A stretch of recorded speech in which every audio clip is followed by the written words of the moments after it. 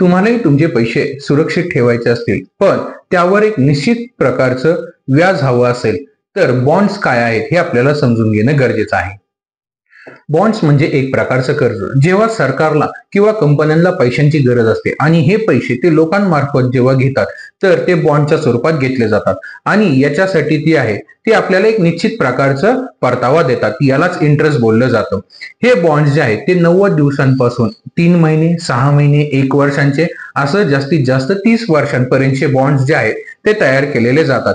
बॉन्ड्समध्ये share मार्केटपेक्षा जी आहे ती रिस्क कमी राहते, कारण याच्यामध्ये कंपन्या आणि सरकार आपल्याला खात्री देते की आपले पैसे सुरक्षित आहे.